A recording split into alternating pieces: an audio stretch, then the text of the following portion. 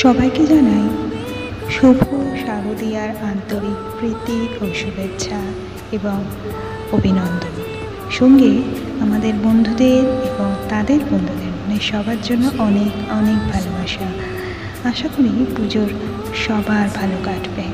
আর বেরিয়েছ তো ঠাকুর দেখতে, enjoy yourself.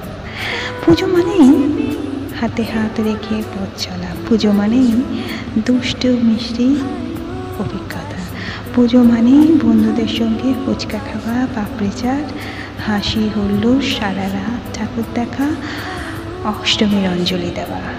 পুজো মানেই নবমীতে ড্রেস, অষ্টমীতে শাড়ি না পাঞ্জাবি কালার ম্যাচিং করে যাচ্ছ তো। পুজো মানেই অনেকটা ভালো লাগা, অনেকটা ভালোবাসা। কিছু মানুষের কাছে এই পুজোই আবার খাদ্যের যোগান দেওয়া, দুটো অন্যের জন্য রুজি রোজগারের একটা পথ বেছে নেওয়া। পুজো মানেই তাদের কাছে কিছুটা ভালোবাসা, ভালো লাগা।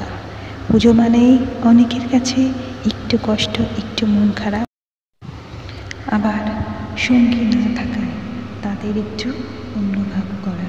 পুজো মানে ব্যাচেলার পার্টি, পুজো মানে মিঙ্গেলদের অন্য অনুভূতি। পুজো মানে চেয়ে থাকা আবার পথ চলে, যদি মানুষটা কল করে, মেসেজ করে বা আবার ঘুরতে যাবার কথা বলে। পুজো মানে সমস্ত ইগোকে দূরে সরিয়ে রেখে, হাতে হাত রেখে, সমস্ত দুঃখ কষ্টকে এক পাশে রেখে আবার পথ চলা। পুজো ভাবে অন্য কথা বলা, পুজোতে নতুন জামা, নতুন সেজে ওঠা, নিজেকে রাঙিয়ে তোলা।